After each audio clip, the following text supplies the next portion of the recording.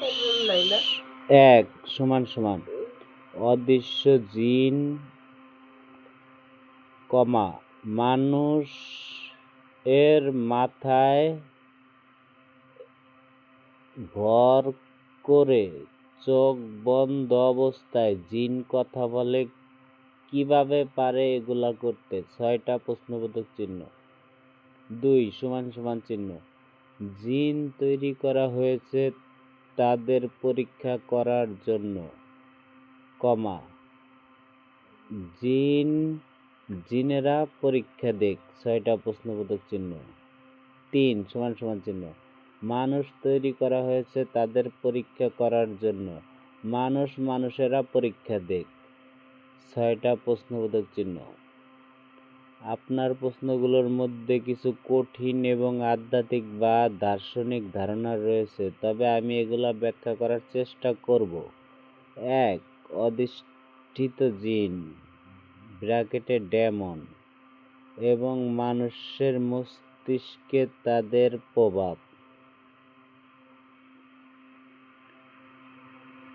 আপনার প্রশ্নে অধিষ্ঠিত জিন বা ডেমন শব্দ দুটি ব্যবহৃত হয়েছে, যা সাধারণত আধ্যাত্মিক বা ধর্মীয় ভাষায় ব্যবহৃত হয়। যদি আপনি বলতে চাচ্ছেন যে কোনো অদৃশ্য শক্তি বা আত্মা মানুষের মস্তিষ্কে প্রভাব ফেলে এবং সেই প্রভাবের মাধ্যমে তারা কিছু বলে বা কিছু করতে পারে, তবে এটি আধ্যাত্মিক বা ধর্মীয় চিন্তার অংশ হতে পারে। অনেক ধর্ম বা আধ্যাত্মিক বিশ্বাসে বলা হয় কিছু আত্মা বা শক্তি মানুষের শরীরে বাসা বাঁধে এবং তাদের মাধ্যমে বিভিন্ন কাজ বা আচরণ প্রকাশিত হয়। বাস্তব জীবনে এটি কখনো কখনো মানসিক অসুস্থতা বা সাইকোসোমাটিক ডিসঅর্ডারের সঙ্গে মিল থাকতে পারে, যেখানে মানুষের আচরণ বা চিন্তাভাবনা নিয়ন্ত্রণহীন বা অস্বাভাবিক হয়ে যেতে পারে। এটি এক ধরনের ধর্মীয় বা আধ্যাত্মিক বিশ্বাস যা বিজ্ঞানী বা মনোবিজ্ঞানীরা সাধারণত বৈজ্ঞানিক দৃষ্টিকোণ থেকে ব্যাখ্যা করেন না। 2 জিন তৈরির উদ্দেশ্য এবং তাদের পরীক্ষা।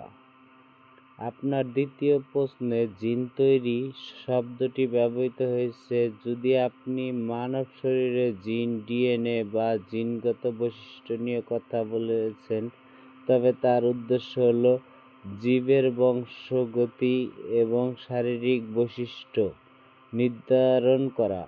বিজ্ঞানীদের মাধ্যমে বিভিন্ন ধরনের গবেষণা করা হয় যাতে মানুষের জিনগত সমস্যা বা রোগের সঠিক কারণ জানা যায় এবং উন্নত চিকিৎসা পদ্ধতি করা যায়। এটা পুরা ভুল, ওর জ্ঞান নাই এই পর্যন্ত।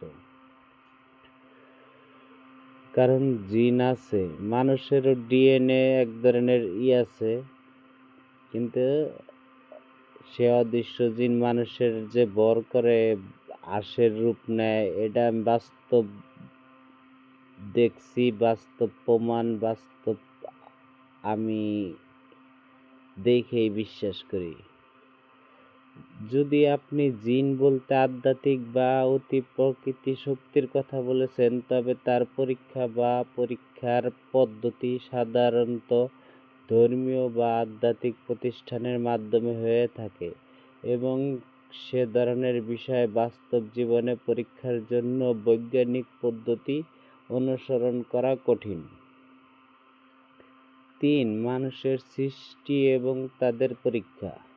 আপনার শেষ প্রশ্নে আপনি মানুষের সৃষ্টি এবং তাদের পরীক্ষা সম্পর্কে জানতে চাচ্ছেন।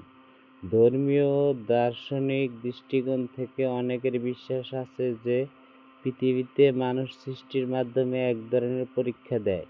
বিভিন্ন ধর্মের মধ্যে এই বিশ্বাসের পার্থক্য থাকলেও সাধারণভাবে বলা হয় যে মানুষ তার জীবনে নৈতিকতা, কর্ম, ভালোবাসা এবং সহানুভূতির মাধ্যমে পরীক্ষিত হয়। বিশ্বের অনেক ধর্মে বলা হয় মানুষের জীবন একটি পরীক্ষা, যেখানে তাদের কর্ম, আচরণ এবং বিশ্বাসের ভিত্তিতে তাদের পরিণতি নির্ধারিত হয়। ইসলামে, খ্রিস্টান ধর্মে এবং হিন্দু ধর্মে বিভিন্নভাবে এই ধারণা উপস্থিত রয়েছে। এগুলো যদি ধর্মীয় বা আধ্যাত্মিক দৃষ্টিকোণ থেকে প্রশ্ন হয়ে থাকে, তবে এগুলো বৈজ্ঞানিক বা দার্শনিক ব্যাখ্যা ছাড়াও একটি বিশ্বাস, ঐতিহ্য এবং সংস্কৃতির উপর নির্ভর করে। এই ধরনের বিষয়গুলো ব্যক্তির ধর্মীয় বিশ্বাস এবং আধ্যাত্মিক দৃষ্টিভঙ্গির উপর নির্ভর করে ভিন্ন ভিন্ন হয়ে থাকে।